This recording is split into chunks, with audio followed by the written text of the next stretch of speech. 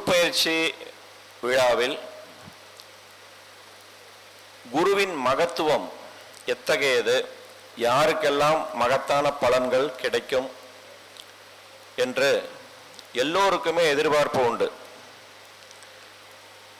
அந்த எதிர்பார்ப்பை பூர்த்தி செய்யும் வகையில் குரு மகத்துவம் என்ற தலைப்பில் பேச வருமாறு எழுத்தாளரும் ஜோதிட நூலாசிரியரும் ஆகிய திரு சூரிய நாராயணமூர்த்தி ஐயா அவர்களை உங்கள் பலத்த கரவொலிக்கிடையே அன்போடு வரவேற்கிறேன். வாங்க.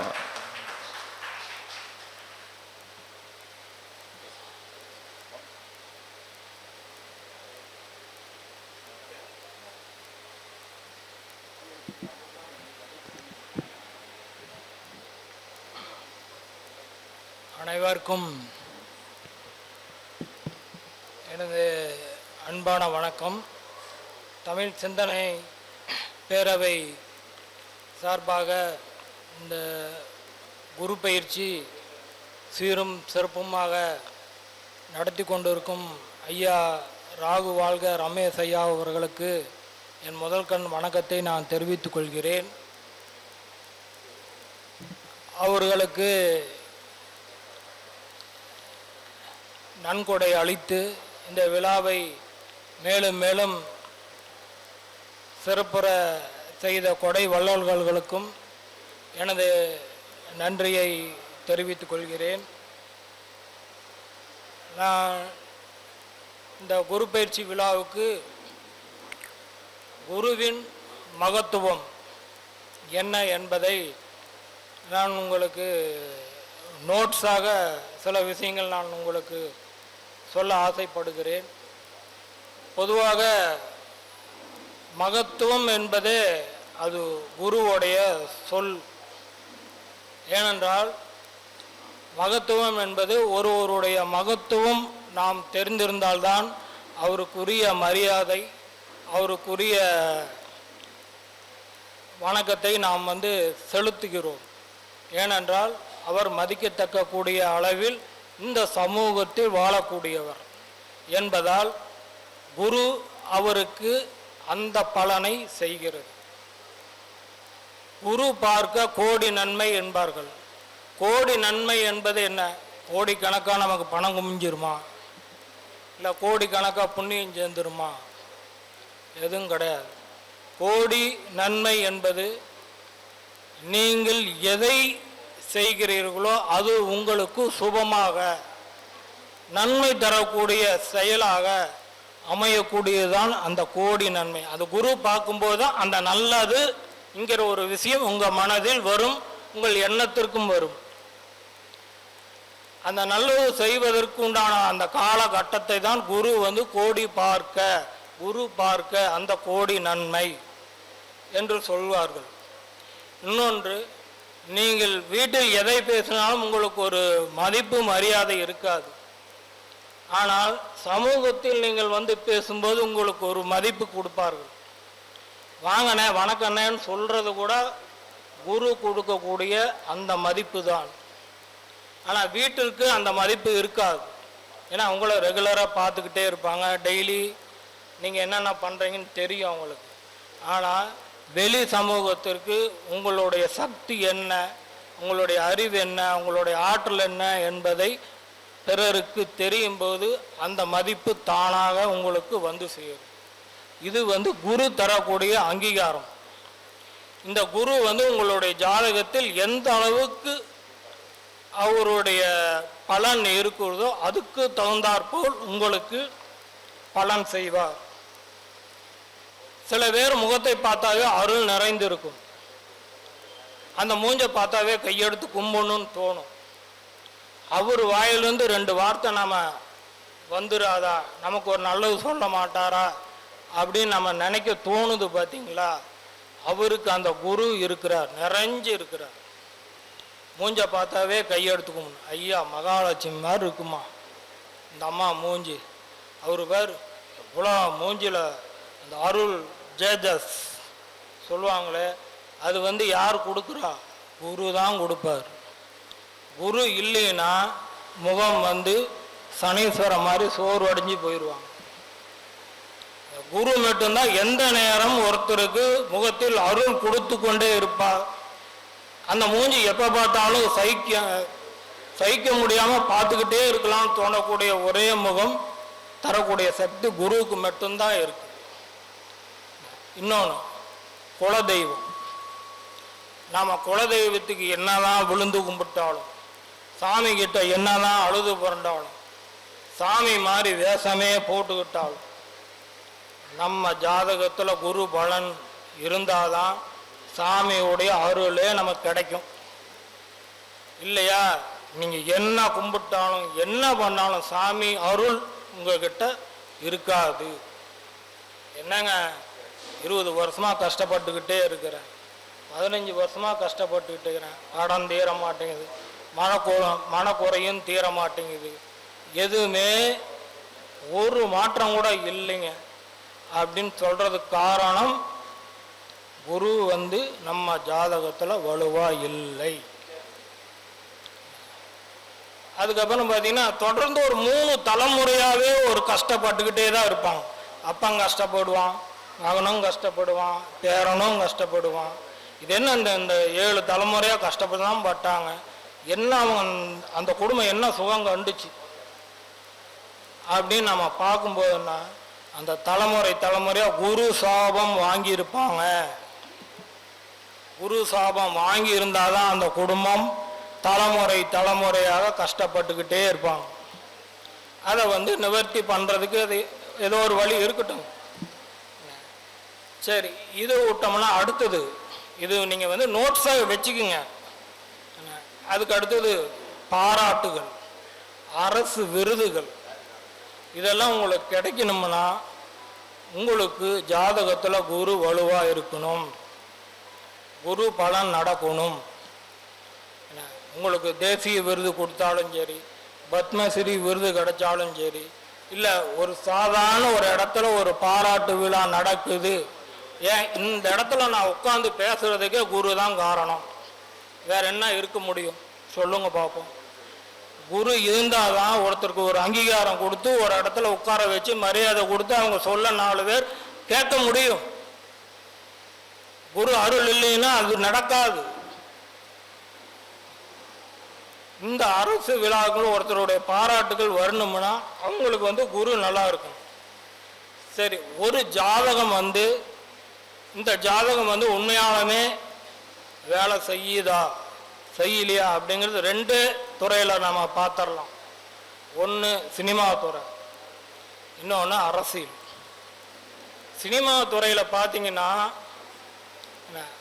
உங்களுக்கு யோகம் இருக்கிற வரைக்கும், யோக காலம் நடக்கிற வரைக்கும், யோக திசை நடக்கிற வரைக்கும் நீங்கள் சினிமாவில் கொடி கட்டி பறக்கலாம். யோக திசை இன்னைக்கு நைட்டு முடிஞ்சிருச்சா மறுநாள் நீங்கள் யாருன்னே தெரியாது, மறுநாள் யாருன்னே தெரியாது. நீங்கள் எவ்வளோதான் நடிச்சிருந்தாலும் எவ்வளோதான் பண்ணாலும் அந்த யோக பலன் முடிஞ்சு போச்சு. நீங்கள் சினிமாவுக்கு கட் அவுட் வச்ச காலம் போய் கெட் அவுட்டுன்னு சொல்லக்கூடிய காலம் வந்துருச்சு. சரி, இது சினிமாவுக்கு.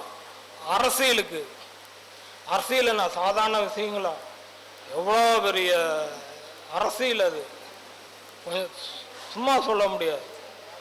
எத்தனை தொண்டர்கள், எத்தனை தலைவர்கள், எத்தனை கட்சிக்காரங்க, இத்தனை பேர்த்தையும் சமாளித்து ஒருத்தன் எலெக்ஷனில் நின்று ஜெயிக்கணும்னா அவனுக்கு குரு பலம் நல்லா இருந்தால் தான் ஜெயிக்க முடியும். குரு பலம் இல்லைன்னா அவனால் ஜெயிக்க முடியாது. என்ன, ஏன் இத்தனை ஜனங்களையும் அவன் கட்டி ஆளவே முடியாது. இத்தனை ஜனங்களை கட்டி ஆளணும்னா அவனுக்கு குரு பலம் இருந்தால்தான் அவன் மக்களை கட்டி ஆள முடியும். இது அரசியலில் பார்த்தீங்கன்னா ஒரு விசுவாசம்னு ஒன்று இருக்கும் பாருங்க. இந்த விசுவாசம் எங்கெங்க இருக்கணும்னா மனைவி விசுவாசமாக இருந்தாதான் குடும்பம். அதுக்கடுத்து நம்ம குழந்தைங்க, நம்ம கிட்ட குரு நல்லா இருந்தாதான் நம்ம குழந்தைகிட்ட நெல்லுடானா நிற்பான், செய்யிடானா செய்வான், இல்லைன்னா ஓடி போயிடுவான். நம்மகிட்ட குரு வலுவில்லை, நம்மளை எல்லாம் துரு பிடிச்ச தகர மாதிரி மதிப்பு தான். இந்த விசுவாசங்கிறது தொழிலாளி. நம்ம கிட்ட வேலை பார்க்குறான்னா அந்த தொழிலாளிக்கும் விசுவாசம் வேணும். நம்மக்கிட்ட குரு பலம் இருந்தாதான் அவன் நம்மக்கிட்ட விசுவாசமாக இருப்பான். இந்த விசுவாசத்தை கொடுக்கறது எங்கன்னா அரசியலில் தான் நம்ம தெளிவாக பார்க்க முடியும். விசுவாசம் இல்லையா அவனே நமக்கு யமனா போவான்.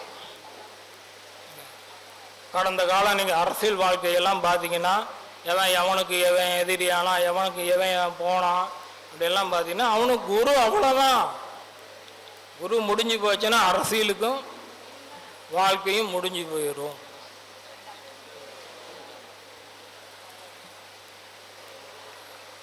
ஒரு காலத்தில் அரசர்கள்லாம் எப்படி தேர்ந்தெடுத்தாங்க தெரியுங்களா?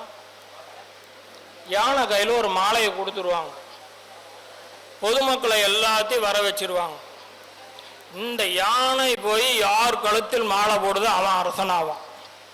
இது ஒரு அரசர் காலத்தில் இருந்தது. இந்த யானை மாலை எடுத்துட்டு போயிட்டே இருக்கும். எவனுக்கு குரு ரொம்ப உச்சத்தில் இருந்து எவனுக்கு நல்ல காலம் நல்ல காலங்கள் அரசாட்சி கூடிய தகுதி எவங்கிட்ட இருக்கோ அவனுக்கு தான் அந்த யானை மாலை போடும். அந்த யானை குரு. அதனால தான் யானை கிட்ட மாலையை கொடுத்து அரசனை தேர்ந்தெடுத்தான். இதெல்லாம் நீங்கள் கொஞ்சம் வரலாறுகள் இது அப்படி இருக்குங்க. எந்த ஒரு சம்பவம் ஜோதிடத்திலிருந்து மாறுபட்டு எந்த ஒரு சம்பவம் நடக்காது. எல்லா கிரகத்தினுடைய பலன்படியே தான் நடந்துகிட்டு இருக்கும். அதுக்கப்புறம் தங்கம். இன்னைக்கு தங்க விலை ஏறிக்கிட்டே இருக்கு. காரணம் என்ன? இந்த குரு பகவான் இன்னைக்கு மேசத்தில் செவ்வாயுடைய வீட்டில் இருக்கிறார். இப்போ மாறிட்டார். இனி பாருங்க தங்க விலை குறைஞ்சிக்கிட்டே வரும். தங்க விலை இனி குறைஞ்சிக்கிட்டே இருக்கும். ஏன்னா அவர் சுக்கிரன் வீட்டுக்கு போயிட்டார். சுக்கிரன் வீட்டுக்கு போன குரு என்ன வலுவாக இருப்பாரா? கண்டிப்பாக வலு கிடையாது. இனி வரக்கூடிய குரு வலுவான குரு அல்ல. அவர் சுக்கிர வீட்டுக்கு போயின்னா அவர் சபல குருவாக மாறுறார். இப்போ பார்த்தீங்களா நாடு முழுக்க பாலியல் பிரச்சனை ஒன்று போயிட்டே இருக்குது. அது பெரிய அரசியல்வாதிகிட்ட தான் அது நடந்துக்கிட்டு இருக்கு. அது காரணம் இந்த குரு அங்கே போயிட்டார். சுக்கிர வீட்டுக்கு போயின்னா அங்கே குருவே பொம்பளையாக போயிட்டான். நல்ல ஆண்மை உள்ள குரு இனி ரிஷபராசியில் இருக்கிற வரைக்கும் இருக்காது. இந்த தொல்லைகள் நாட்டில் குரு மாறுற வரைக்கும் இருந்துக்கிட்டே தான் இருக்கும். அடுத்தது ஒருத்தருடைய வாழ்க்கை நிலையான வாழ்க்கை. 30 வருஷம் நல்லா வாழ்ந்தான், அதுக்கப்புறம் அவன் வாழ்க்கை சரியில்லைப்பா. ஏதோ 15 வருஷம் நல்லா வாழ்ந்தான், அதுக்கப்புறம் வாழ்க்கை சரியில்லை. அப்படியே ஒரு டைம் ஏறுது, ஒரு டைம் இறங்குது, ஒரு டைம் ஏறுது. செல்வாக்கோடு இருந்தால் அதுக்கப்புறம் ஆள் எங்கே இருக்கிறானே தெரியல. இப்படி ஒரு நிலையற்ற ஒரு வாழ்க்கையை கொடுக்கறது குருவுடைய பலவீனம். ஒருத்தருக்கு ஜாதகத்தில் குரு பலவீனமாக இருந்தாருன்னா அவர் நிலையற்ற வாழ்க்கையை கொடுப்பார். அதே குரு பலமாக இருந்தால் போயிட்டே இருப்பான், காசு பணம் சம்பாதிச்சுட்டே இருப்பான், காரு வாங்கிட்டே இருப்பான், கோடி கணக்கில் சொத்து சேர்த்துக்கிட்டே இருப்பான், வீடு வீடு வீடு வீடு பங்களாவாக வாங்கி தள்ளிகிட்டே இருப்பான். இது குரு தரக்கூடிய பலன். அறிவு. நமக்கு அறிவு எங்கிருந்து பிறகுது? தலையிலிருந்து. இந்த அறிவை கொடுக்கறது குரு பகவான். ஞானம், அறிவை தாண்டுனா ஞானம். அந்த ஞானத்தை கொடுக்கறது கேது, அறிவை கொடுக்கறது குரு. ஏன்னா இப்போ யாரை பார்த்தா உனக்கு அறிவு இருக்கா டக்குன்னு கேட்கக்கூடிய கேள்வி, புத்தி இருக்கான்னு கூட கேட்க மாட்டான். ஏயா உனக்கெல்லாம் அறிவு இருக்காயா அம்பாங்க. ஏன்னா அந்த கேட்க வைக்கக்கூடிய சக்தி குருவுக்கு இருக்கு. அதே புத்தின்னு ஒன்று இருக்கு, அது புதனுக்கு. அப்படி சமயத்தில் சொட்ட கட்டிக்கிற நேரத்தில் அவன் புத்தி செயல்பட்டு தப்சாம்பாரியா அப்படின்னு சொல்றாங்க பார்த்தீங்களா, அது புதன். ஆனால் குரு அறிவு. எடுத்துன்னு கவுத்தன்ட்டு ஒரு காரியம் செய்யாது. அப்படி நின்று நிதானமாக ஒரு விஷயத்தை செஞ்சாருன்னா அறிவுள்ளவன் அவன் அப்படிதாயா செய்வான் அப்படின்னு ஒருத்தனை சொல்ல வைக்கிது பார்த்தீங்களா, அது குரு தரக்கூடிய பலன். ரெண்டாவது, என்னமோ நம்ம நினைக்கிறோம், சக்திக்கு மீறி ஒரு விஷயங்கள்லாம் நம்ம நினைக்கிறோம். நினச்சதெல்லாம் நமக்கு நடக்கணும்னா குருவுடைய பலன் இருந்தால் தான் அது நடக்கும். இல்லைன்னா நாம் ஒன்று நினச்சா அது ஒன்று நடக்கும். என்னடா இந்த சாமி நாம் ஒன்று நினச்சா அது ஒன்று நடக்குது. நமக்கு எல்லாம் சாமிக்கு நமக்கு சம்மந்தமே இல்லை அப்படின்னு நம்ம நினைப்போம். அந்த நினைக்கக்கூடிய சக்தியை வந்து குரு தான் கொடுக்குறோம். அதே மாதிரி ஆசிரியர்களுக்கு வந்து குரு தான். ஆசானுக்கு கேது. அவர் வந்து எல்லாத்துக்குமே அவர் மூலவர். குரு வந்து செகண்ட் கேட்டகரி. அவர் வந்து ஆசிரியர் இடத்துல அவர் நிற்பார். பள்ளிக்கூட மாணவர்கள் புதன். ஒருத்தருக்கு வந்து இருக்கக்கூடியதை அப்படியே சொல்லித்தரக்கூடிய ஒரு சக்தி வந்து ஆசிரியர்களுக்கு மட்டும்தான். இப்போ பாருங்க, இந்த ஆசிரியர்களுக்கு அவங்களுக்கும் நேரம் கெட்டு போச்சு. ஏன்னா குரு வந்து ரிஷபத்துக்கு வந்துட்டார். அவங்களுக்கு டைம் கெட்டு போச்சு. இப்போ ஆசிரியர்களுடைய பிரச்சனை இப்போ பாருங்க, அந்த நிர்மலா தேவி கேஸ் வந்துருச்சா, தீர்ப்பு சொல்லியாச்சு. இந்த மாதிரி வழக்குகள் வந்து இனி வந்து நம்ம ரெகுலராக பார்க்கலாம். இன்னும் குரு வந்து எல்லா இடத்துலையும் இப்போ ஒருத்தர் தொழில் சிறக்கணும்னா கை வைக்கிற தொட்டதெல்லாம் துளங்கணும்னா அது காரணம் குரு தான். ஒருத்தர் குரு வந்து 2ஆம் பாவத்தில் இருந்தால் அவனுக்கு முகம் அருள். குரு 2ஆம் பாவத்தில் இருந்தால் சுக்கிரன் வீட்டை தவிர்த்து இருந்தால் அவன் முகம் அருள் கடாட்சம் இருக்கும். அவன் தொட்டது தொடங்கும். அவன் வாயிலிருந்து நல்ல வாக்குகள் வரும். அவர்கிட்ட நம்ம ஆசீர்வாதம் வாங்கினா நம்ம நல்லா இருப்போம். இனி எண்ணற்ற விஷயங்கள் நம்ம வந்து நிறைய சொல்லிட்டு போகலாம்.